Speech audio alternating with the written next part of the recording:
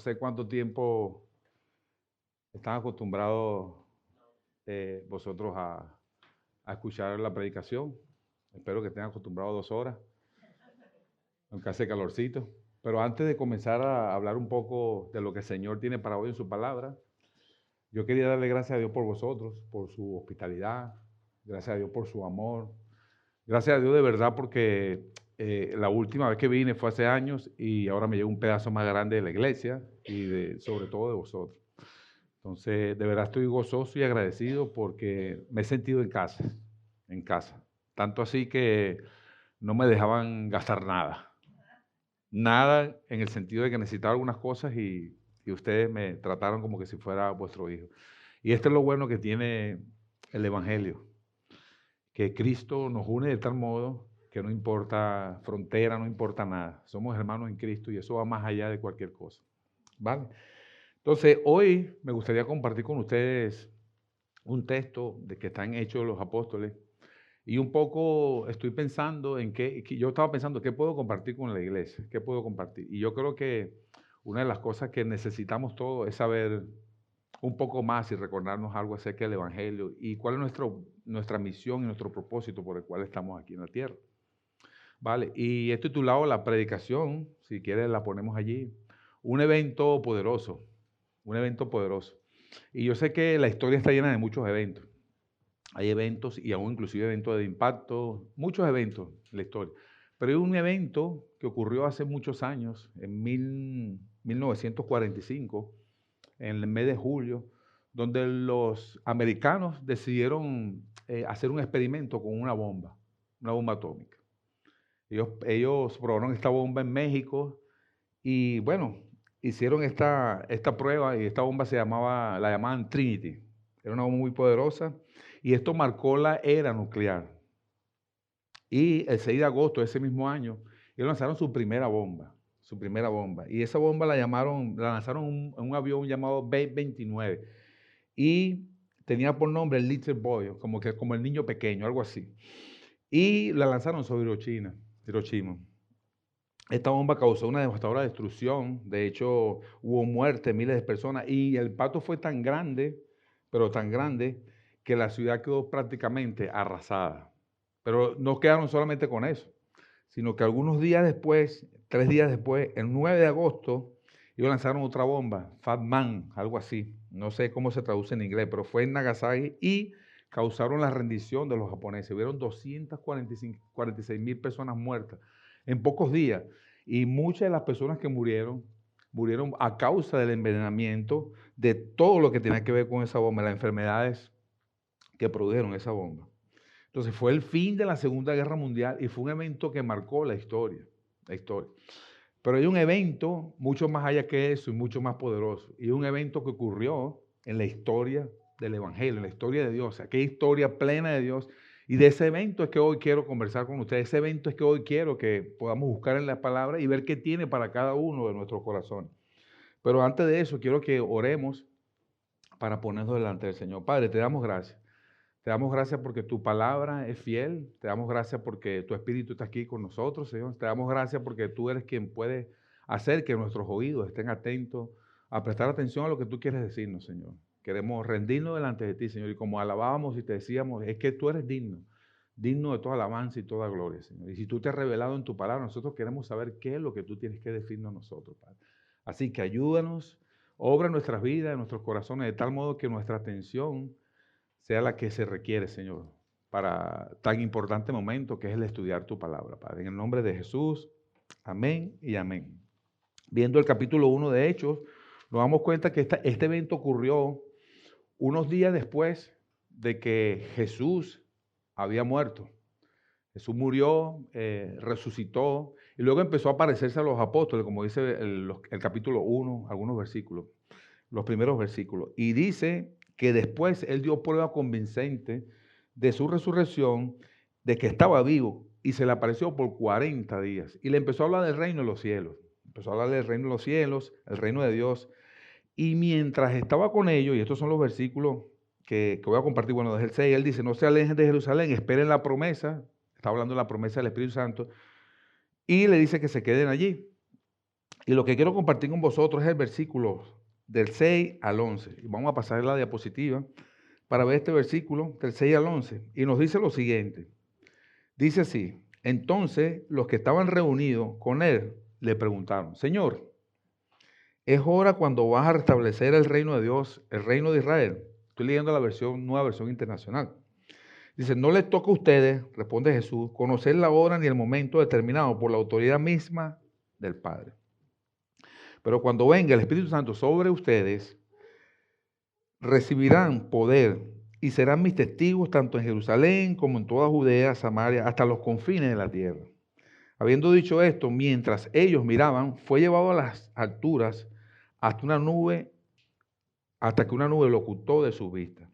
Ellos quedaron mirando fijamente al cielo mientras él se alejaba. De repente se le acercaron dos hombres vestidos de blanco, que les dijeron: Galileos, otra versión dice varones Galileos, pero esta versión, Galileos, ¿qué hacen aquí mirando al cielo? Este mismo Jesús que ha sido llevado entre ustedes al cielo vendrá otra vez de la misma manera que lo han visto. Y me gustaría que ustedes pudieran quedarse con estas tres palabras que están ahí: aceptando, atendiendo y accionando. ¿Aceptando qué? El plan soberano de Dios, el Dios todopoderoso, sin distraerse. Vamos a ver los primeros dos versículos, del 6 al 7. Porque esto es lo que nos dice el texto. Dice: entonces los que estaban reunidos les preguntaron, diciendo: Señor, ¿restaurarás el reino de Israel? Y él les dijo: no le corresponde a vosotros saber los tiempos ni las épocas que el Padre ha fijado. Entonces, de modo que el texto nos está diciendo que nosotros como discípulos debemos aceptar que la potestad necesaria para los tiempos solamente lo tiene Dios. Y el discípulo debe anunciar en el poder del Espíritu Santo lo que el Rey Jesucristo ha hecho para traer a las naciones a su reino. Ahora, ¿cómo lo hacemos? Bueno, una de estas cosas es aceptando el plan soberano de Dios sin distraerse. Y estos textos nos hablan de esto. Y esta es la última pregunta antes de la sesión. Dice: ¿restaurarás el tiempo, el reino, en este tiempo el reino de Israel? Y esta pregunta es totalmente válida. Esta pregunta ellos están reconociendo que Jesús era el Mesías, que Él era el que tenía poder, que era el Cristo prometido. Señor, restaurará tu reino de Israel. O sea, ellos querían una respuesta rápida, como somos nosotros. Y ahora en esta cultura que todos queremos, que mandamos un WhatsApp y queremos, si no nos responde, nos ponemos hasta nerviosos. Nos ponemos ansiosos, uf, que no me está respondiendo. Ellos quieren una respuesta rápida. Y Jesús dice, no les corresponde saber los tiempos ni la hora fijada por el Padre. Jesús no les dice que no restaurará el reino de Israel. No le dice eso. Lo que Él les dice es que el tiempo exacto no debería preocuparle ni ocupar su tiempo. Eso significa que el Mesías sí había venido, o sea, ya había venido el Mesías, pero que pronto, más adelante, recibirían la promesa, pero todavía no era el momento de la consumación de todo el tiempo, de su reino. Y había un aspecto inaugurado, como Cristo había inaugurado el reino de los cielos, pero todavía faltaba algo. Todavía faltaba algo para que llegara esa plenitud. Y los apóstoles estaban incluidos, como todos nosotros, en aquel algo que todavía falta. Fíjense, Él les dice: pero yo sí tengo algo específico que quiero que hagan mientras esperan la consumación del reino. Y es que ustedes puedan ver el plan eterno que Dios tiene para su reino. Ahora, ¿qué había sucedido? ¿Cuál era el contexto y lo que estaba sucediendo? Bueno, ellos días anteriores, 40 días anteriores, ellos habían estado, y cuando leemos un poco Lucas 19:11, dice qué era lo que había sucedido en ellos. Bueno, Jesús le hablaba en parábola en 19:11, le decía, porque estaba cerca de Jerusalén, la gente estaba pensando que el reino de Dios iba a manifestarse en cualquier momento. Los discípulos pensaban esto. Ellos pensaban que era el momento de que Jesús iba a traer su reinado, iba a derrocar a los romanos, iba a restaurar el reino físico de Israel. Ellos lo querían así de rápido. Y es que ellos habían visto todo esto, ellos habían perdido la esperanza o habían visto su esperanza frustrada cuando Jesús había muerto en la cruz. Y por eso, en estos 40 días, Jesús le está hablando de eso. De hecho, si nos recordamos, en el camino del Maús, cuando van los discípulos, ellos le dicen, nosotros abrigábamos en nuestro corazón, nosotros arropamos, nosotros creíamos que este hombre era el Mesías, que él era el Mesías. Pero mira, ya pasan 3 días y no ha sucedido nada. Y no ha sucedido nada. Entonces ellos pensaban liberación política, que él iba a traer una liberación política, que iba a ser restaurado un reino. Y era un reino exclusivo y totalmente étnico. Ellos pensaban solamente en ellos como judíos. Sin embargo, el Señor le dice, no, no, no, pero es que yo tengo otro plan. Tengo otro plan. Y tengo otro plan. Y este plan es un plan en tiempo específico. Y yo le decía a Yolanda, creo ayer, que le decía que hoy le iba a revelar el tiempo que el Señor venía. ¿Vale? Se lo iba a revelar. No trajeron piedra, ¿no? Bueno, gracias a Dios que no trajeron piedra. Y fíjese, el apóstol Pablo nos dice ese tiempo específico. En Tesalonicenses 1 Tesalonicenses 5:2 nos dice eso. Porque ya saben que el Señor llegará como ladrón en la noche. Mira cómo nos está dando como ladrón en la noche. O sea que no os va a avisar, no le va a mandar un WhatsApp, mira, yo vengo ahorita, no va a pasar por... No, no, no, no. El tiempo específico es como ladrón en la noche. Y ningún ladrón va a avisar cuando viene a nuestra casa.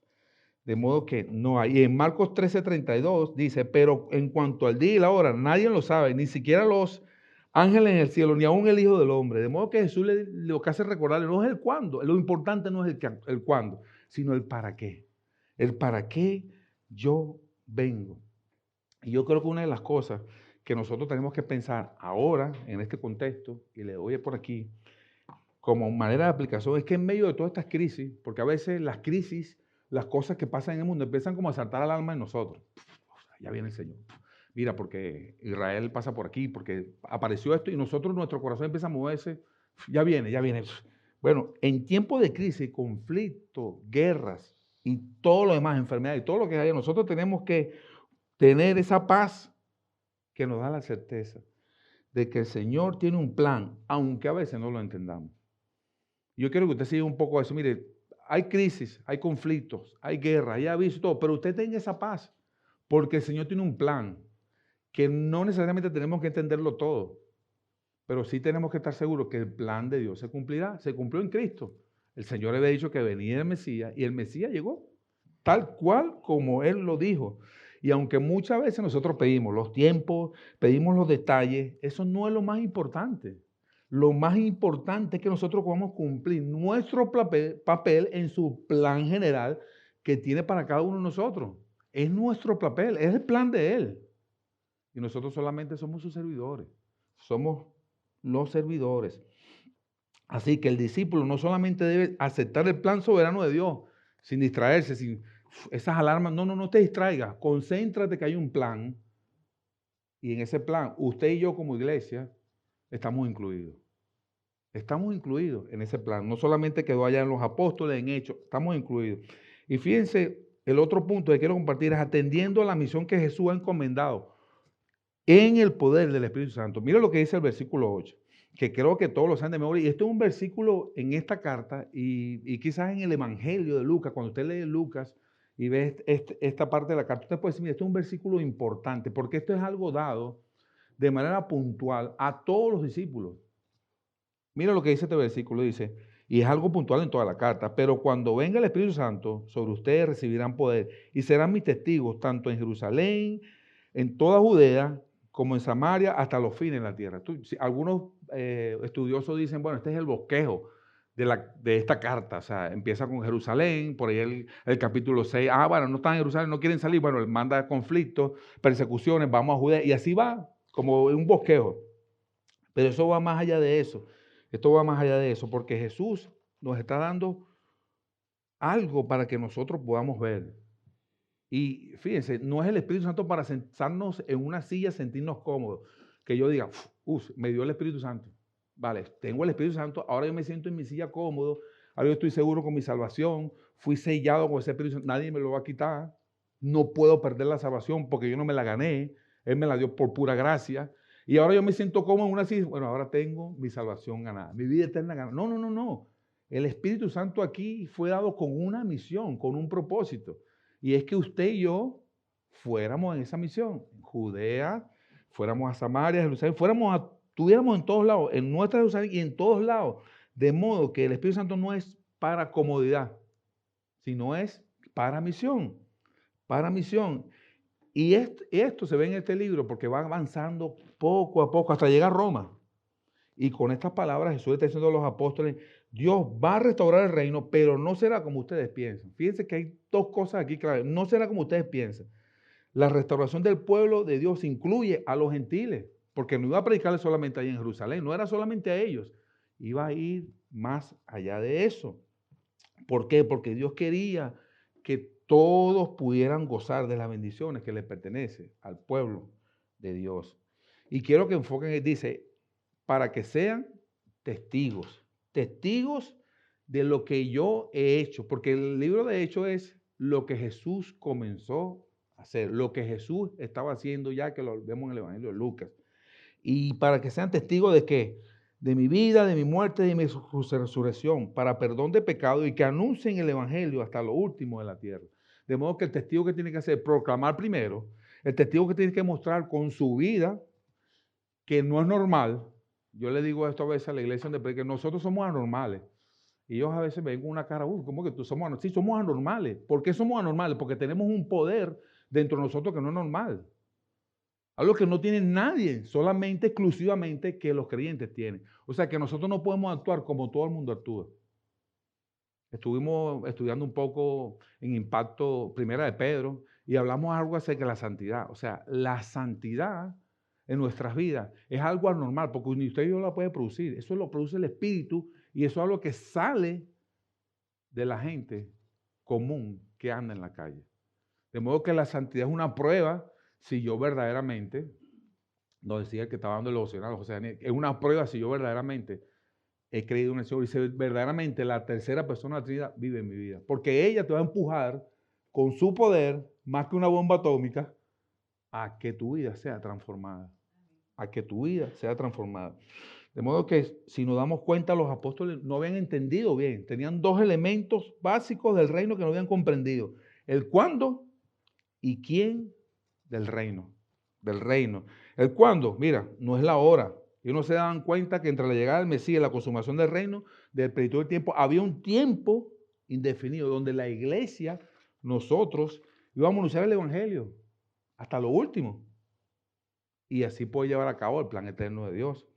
Pero ellos también habían entendido que el reino era solo para ellos. Yo lo dije, que era solo exclusivo para una etnia, linaje, su sangre, su nación, algo nacional. Ellos pensaban que iba a venir el rey, pero que ese rey iba a establecer un reinado como David o como Salomón.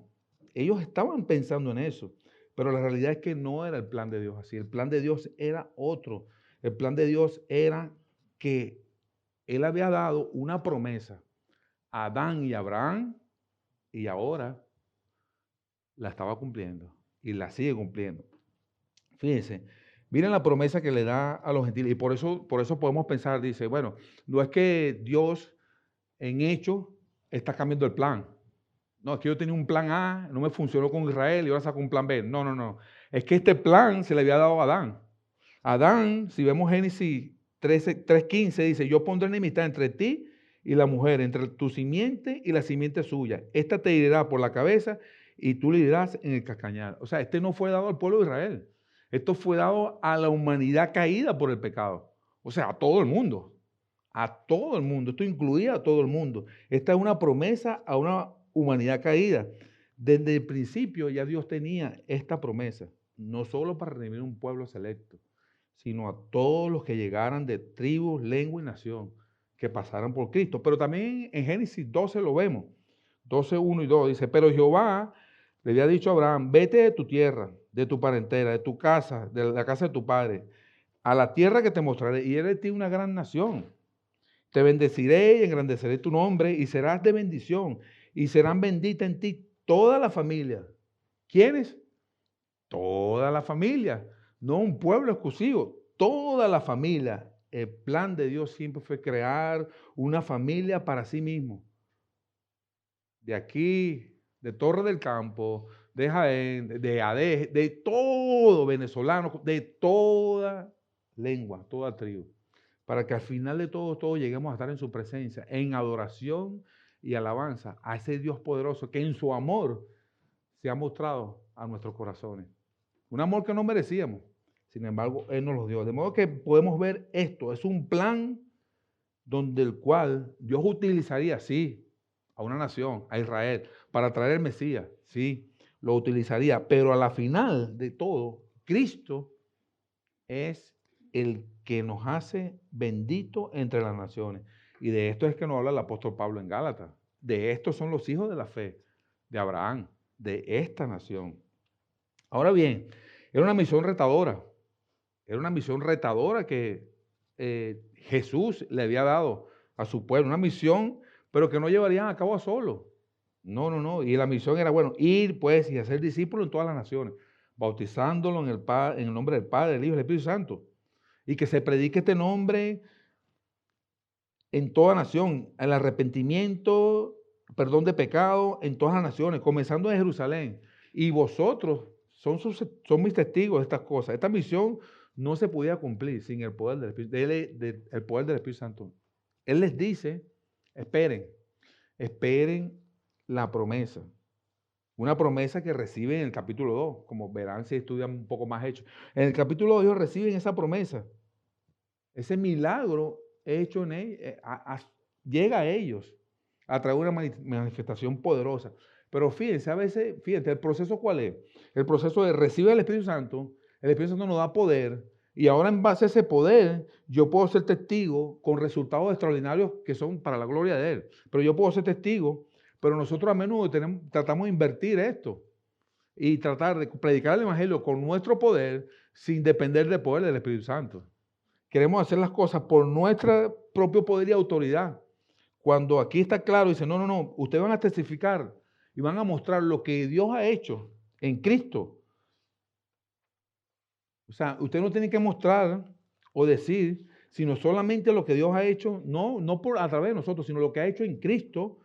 Y ahora decir, mira, Cristo ha sido enviado, Cristo ha sido dado, el único Hijo, a sufrir, a morir por nuestros pecados, pero Él resucitó con poder para perdón y vida eterna. Esa es nuestra misión, compartir el Evangelio. Y ellos fueron testigos. Si leemos toda la carta de los apóstoles, y creo que José le habló un poco de eso, aquella fe que Dios honra, toda esa gente fueron martirizados, casi todos. ¿Pero por qué? Porque ellos entendieron el Evangelio. Ellos entendieron, no podemos explicar a alguien que entienda el Evangelio y luego no, que se quede sentado en una silla. O luego no predique, no comparte el Evangelio. No que lo haga, que tengo que esperar que me gradúe en un instituto bíblico. No, no, no, no. Comparta el Evangelio. Usted solo diga, yo antes no veía, ahora veo. Yo antes no sabía nada de esto, yo estaba muerto y ahora sé que estoy vivo por pura gracia y puro amor. Ese es el Evangelio. Y comparta eso y deje que el Señor obre a través de eso, porque Él ha venido a morar en todos los creyentes, en su espíritu. Y si la tercera persona de la Trinidad está en nosotros, esto nos mueve a eso. Nos debería mover a través de ese poder de compartir aquello que Dios ha puesto en nosotros. Y vuelvo a repetir, esto es más poderoso que cualquier bomba, que cualquier invento que el hombre pueda hacer. Es un poder extraordinario, es un poder porque lo que se requiere aquí es una labor más poderosa que destruir una nación con una bomba. Es una labor de traer a alguien de las tinieblas a la luz admirable. Y esto no lo hace cualquier conversación, esto no lo hace un empuje o una persuasión, nada. Esto lo hace es un poder del mismo Dios obrando en corazones oscuros o corazones pecaminosos. Así que nosotros, como testigos, tenemos que movernos. Movernos en todo este contexto. Dice, en Jerusalén, aquí, en Judea, en Samaria, hasta los confines de la tierra. Y una de las cosas que yo me evalúo y me pregunto a veces es, ¿por qué Dios no me ha llevado? Porque yo creí y si nosotros vemos el plan de Dios de manera general, ¿qué es lo que quiere Dios de nosotros? Adoración, alabanza, cercanía, un amor eterno. Quiere nuestra adoración, que permanezcamos asombrados, que permanezcamos gozosos delante de Él. Y la mejor manera de hacerlo es con un cuerpo glorificado. Que yo me vaya de una vez. Estoy allá libre de todo pecado, libre de todo. Pero no lo ha hecho. No me ha llevado, y a usted tampoco. O sea, que si usted está como creyente, usted tiene que pensar en eso. ¿Por qué no me ha llevado? ¿Para qué vivo? ¿Para qué yo estoy vivo todavía? Si hay algo eterno, más valioso, más precioso, que es estar en la presencia de Dios. Bueno, Dios no te ha llevado porque Él te tiene para utilizarte en su plan salvador que tiene con las naciones. Para eso tú estás aquí. Él te tiene para que tú seas bendición para otros. Y la mayor bendición que usted y yo podemos hacer es que nosotros podamos compartir el Evangelio. De modo que la misión que Dios nos ha dado no es pasiva. Es una misión en expansión que empieza en nuestro entorno y se extiende hasta donde yo me mueva o hasta donde Dios me quiera mover. Alguien preguntaba, bueno, pero yo quiero ir, porque hay mucha gente que dice, bueno, yo quiero ir a Samaria, a Judea, a los confines de la tierra. No, no, mientras tú te muevas, en donde tú te muevas, por donde tú camines, tú tienes que compartir aquello que fue lo que tocó tu corazón y aquello que fue y está transformando tu corazón. Así que en un contexto, y doy allí, en un contexto lleno de división y desesperanza, división donde hay muchas religiones, muchos ofrecimientos, ofrecen por aquí, en ese contexto de división, de desesperanza, ¿cómo nosotros podemos ser luz en aquellas situaciones oscuras? ¿Cómo nosotros podemos ser luz en eso? Bueno, la luz comienza en nuestra comunidad, comienza en la localidad, pero va mucho más allá.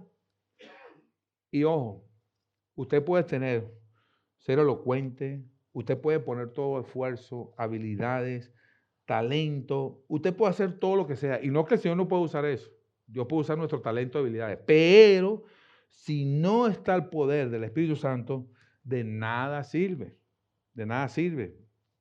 Yo hablaba con un amigo allá en Adeje, un hermano creyente, y yo le decía, mire, si nosotros convencemos a las personas, si yo convenzo a alguien de que necesita a Cristo, de que Cristo, si yo, Alcide, convence a alguien, otro puede venir y convencerlo de que necesita a Buda, a Mahoma. O sea, si el Espíritu convence, el Espíritu Santo convence a esa persona, podemos decir como la iglesia tesalonicense, el Evangelio llegó con poder. Con poder. Y el poder fue transformador en las vidas de ellos. Entonces, de modo que es Él utilizando nuestros talentos, dones que nos ha dado, para traer convencimiento en las personas. Así que ya casi por último, para no tenerlos ahí con tanto tiempo castigados por aquí, también debemos accionar mientras esperamos su venida milagrosa, como rey. O sea, la esperanza de su regreso tiene que ser la esperanza que nos mueve. El regreso de Cristo debe mover nuestros corazones, debe mover nuestros corazones. Fíjense lo que dice el texto en versículo 9. Dicho esto, mientras ellos miraban, fue llevado a las alturas, hasta que una nube lo ocultó de su vista. Ellos se quedaron mirando fijamente al cielo, mientras él se alejaba. De repente se les acercaron dos hombres vestidos de blanco, que le dijeron, Galileos, ¿qué hacen aquí mirando al cielo? Este mismo Jesús que había sido llevado de entre ustedes al cielo, vendrá otra vez de la misma manera que lo han visto irse. Y este es el evento que todos conocemos como el evento de la ascensión. Es la ceremonia de la entronización de Jesús o de Cristo como Rey y Señor. Y era importante que los apóstoles vieran eso. Era importante este evento, mira, que ellos lo miraran, es lo que permitió que ahora Lucas lo pudiera poner aquí en la escritura, que ahora nosotros podamos imaginarnos aquel evento que ocurrió, porque ellos tenían que ser testigos, no solamente de la vida y la muerte y la resurrección, sino también fueron testigos de que Cristo fue ascendido al cielo y entronado. Y esto ahora nos queda a nosotros registrado a través de esta carta del Evangelio. Entonces Cristo realmente ascendió. Ascendió. Y esto no era algo nuevo que no se había dicho antes. De hecho, Daniel 7:13 al 14 nos dice lo siguiente. En esta visión nocturna vi que alguien con aspecto humano, como hijo del hombre, venía entre las nubes del cielo y se acercó al venerable anciano de día, Dios el Padre, y fue llevado a su presencia y se le dio autoridad, poder y majestad. Todos los pueblos, naciones y lenguas lo adoraron. Lo adoraron. Su dominio es un dominio eterno que no pasará y su reino jamás será destruido. Entonces, aquel que reina ahora, ese que reina, les acababa de dar un trabajo. Les dio un trabajo por hacer la misión más importante del reino. Y ese trabajo fue trasladado a la iglesia. No lo ha sido dado a nosotros. Fíjense lo que dice el versículo 10. Dice que ellos se quedaron mirando fijamente. Yo creo que usted se imagine un poco esto. Está Jesús así, usted está mirando así. Yo no sé si esta palabra es para ustedes también o solamente para los canarios. Ellos se quedaron como flipando así. Flipando, sí, se quedaron flipando. ¿Qué es esto? Viendo todo eso y quizás pensando, bueno, ¿y qué hacemos ahora? ¿Será que nos quedamos aquí viendo toda esta maravilla? ¿Qué hacemos nosotros? Si a lo mejor si perdemos de vista, nos perdemos algo que va a ocurrir aquí importante. Sin embargo, el Señor como respuesta a eso manda a dos personas.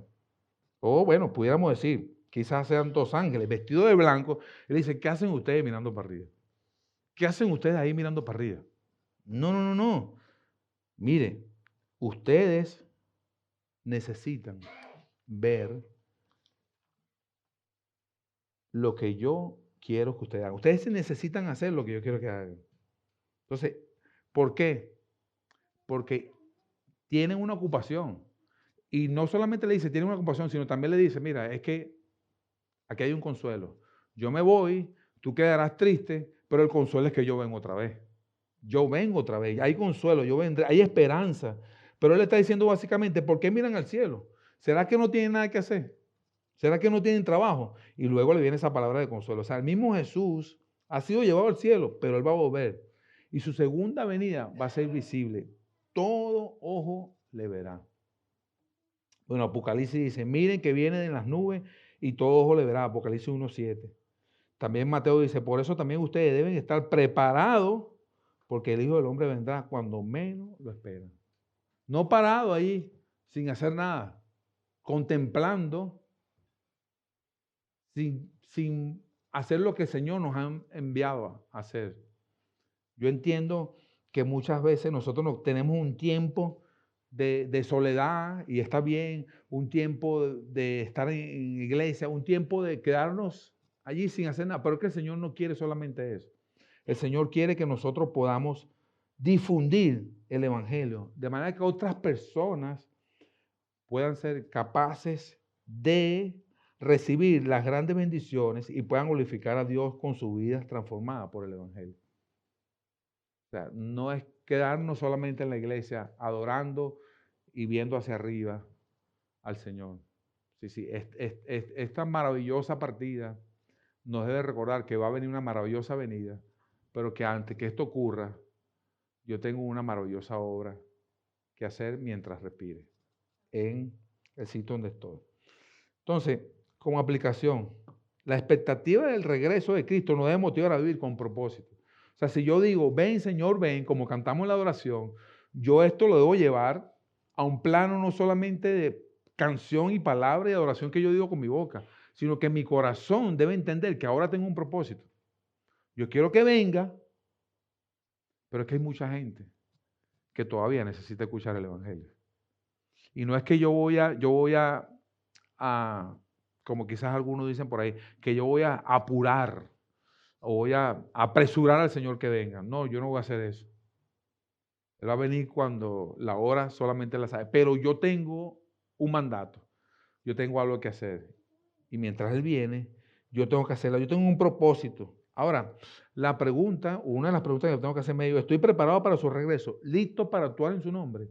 Yo estoy preparado para eso, para actuar en su nombre. ¿Estamos o sabemos qué debemos hacer? Sabemos, la iglesia sabe qué debe hacer ahora. O sabemos qué debemos hacer, o debemos recordar aquello que debemos hacer. Porque muchas veces quizás se nos olvide o quizás perdamos un propósito y empezamos y nuestros ojos van a la tierra. Van a la tierra a un buen trabajo que está bien, van a la tierra a un instituto que está bien, van a la tierra a graduarme que está bien, pero perdemos de vista a veces el propósito que Dios nos ha dado aquí. Y yo creo que su regreso nos debe reenfocar a ese propósito, porque yo estoy pensando en su regreso, como hicimos en la Santa Cena, hacemos memoria de él, estamos haciendo memoria del Evangelio, no solamente el Evangelio en su muerte y resurrección, sino también el Evangelio en su regreso, como rey. Y esa memoria debe motivarnos a que nosotros ocupemos nuestro tiempo, la mayoría de nuestro tiempo, en donde tenemos que ocuparlo. Que nosotros invertamos la mayoría de nuestros recursos. Que nosotros podamos estar enfocados en quien tenemos que estar, recordando que somos embajadores. Somos embajadores en este mundo, presentando a las personas el amor y la gracia que Dios tiene disponible en Cristo. Mire, hay gente aquí que no va a ver eso si no lo ven ustedes. Por eso estas campañas de impacto me encantan un montón. Porque estas campañas de impacto, aunque nosotros no lo veamos, impactan. Por eso se llama impacto, porque impactan. ¿Ve cómo combinan las palabras? Impactan. Decirle que cuando yo no conocía a Cristo, hace años, hubo una campaña de impacto donde gente de Canadá, que no tenía nada que hacer en donde yo vivía, en Venezuela, en Guatire, en ese pueblo específico. Yo no tenía nada que hacer ahí, o sea, pero el Señor movió gente y hicieron un impacto ahí, en la residencia donde yo vivía, donde no iba a vivir, porque yo ni siquiera iba a comprar una casa allí. No tenía el dinero para comprar una casa ahí. Sin embargo, Dios movió todo antes de yo creer aquí y compramos una casa. Y ahí se mudó un muy misionero. Y ese misionero organizó un impacto y lo hicieron en una residencia donde yo estaba, específicamente. Y recuerdo que mi mujer fue allí, mi esposa Zulema fue allí y empezó a ver esa obra de teatro que ustedes hacen, que por cierto tienen dos artistas nuevos aquí en esta iglesia, no lo conocían, tienen dos artistas y venga que sí, que si lo tienen, que vean los videos y que son dos artistas buenos. Bueno, en esas obras que a veces a nosotros nos parece significante, mi esposa vio ahí y eso impactó su corazón. Y ella dijo, nunca había visto así el Evangelio. Mi esposa fue y habló con el pastor, era un tío así como de 2 metros, un gringo así, y habló con él y le preguntó, mira, pero ustedes creen en la Virgen. Mi esposa católica, no practicante, pero con el nombre de la Virgen del Valle, o sea, y ustedes creen y él le dijo, no, nosotros no creemos en la Virgen. No les dijo todo el completo y ella se fue. Pero Dios impactó allí ese corazón, lo movió a algo. Mi esposa estaba movida a algo. Y luego, 2 años después, ella fue a esa casa de esos misioneros y le dijo, mira, quiero rendirme delante de Cristo.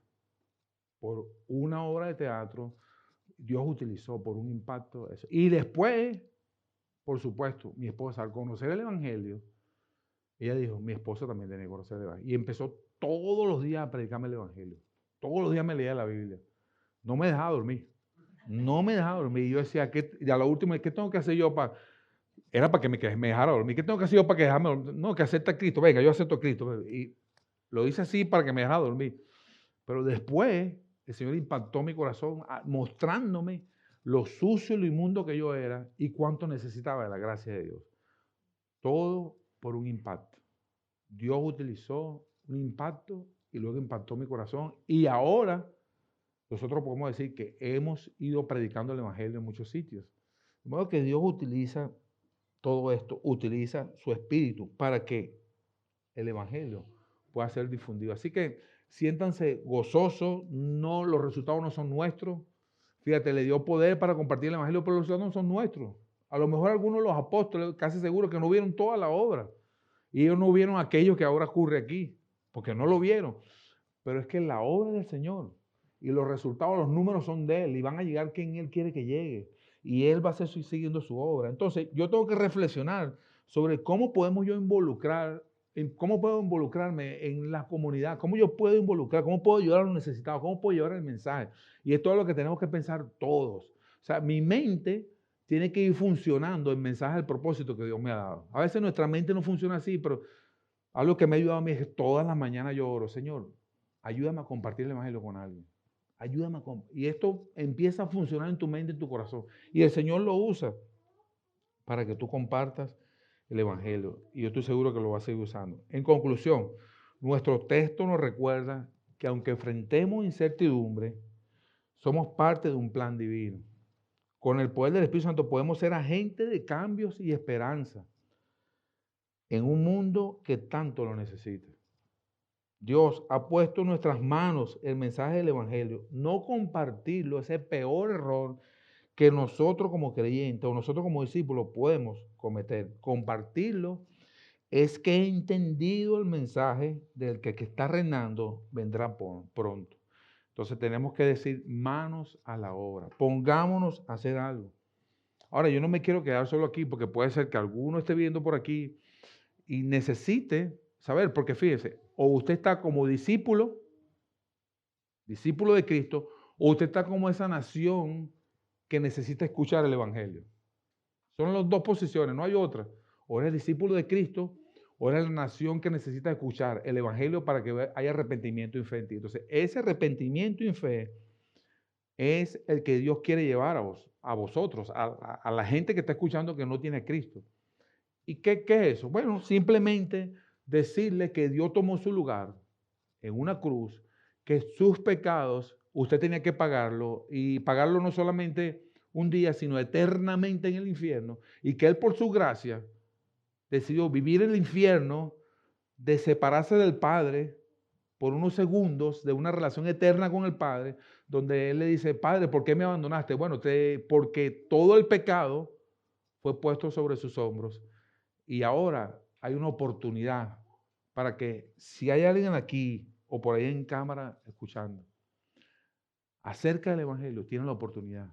Si no lo ha entendido, tiene la oportunidad de abrir su corazón, de reconocer que Cristo es el Señor, que Cristo es su Salvador, que es pecador y que necesita de esa gracia. Porque es la única gracia salvadora y es una salvación eterna. Entonces, yo quiero decirle esto a algún oyente, si aquí hay uno que no haya conocido a Cristo o que esté allí como, es que no lo sé. Bueno, clame al Señor. El Señor no lo va a echar fuera. Clame y dice, Señor, yo necesito de ti. Yo estoy arrepentido de mis pecados. Yo necesito de tu gracia. Yo he pecado contra ti. Solo contra ti he pecado. Y el Señor nos dice, yo he tomado tu lugar.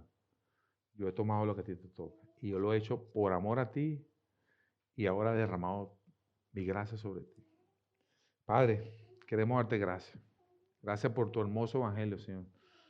Gracias porque nos quieres utilizar como discípulos tuyos para proclamar aquello que tú has hecho en la cruz, para proclamar tu vida, tu resurrección, tu amor, Señor, y para que otros te conozcan, no solamente aquí, Señor, en nuestro contexto, sino mucho más allá, Señor. Pero reconocemos que no podemos, Señor, si no es solo por la obra, por el poder de tu Espíritu, Señor, viviendo en nuestros corazones. Ayúdanos a estar convencidos de esto, Señor, de que tu Espíritu vive en nosotros y que es tu fuerza y tu poder, Señor, lo que convence a la gente. Ayúdanos a dejarnos utilizar, Señor, para tu gloria y tu honra, Señor, y que nada nos distraiga, Señor, de aquello que tú nos has mandado a hacer, Señor. Que estemos enfocados en la misión que tú has puesto a tu iglesia, pero también a cada uno individualmente, Señor, que es de llevar tu hermoso evangelio, Señor. Te damos gracias y bendecimos, Señor, de parte tuya y sé que tú amas, Señor, a esta iglesia porque la has levantado y sigues obrando en ellos, Señor. Así que te damos gracias y te alabamos por ella, Padre, en el nombre de Jesús. Amén y amén. El Señor lo bendiga.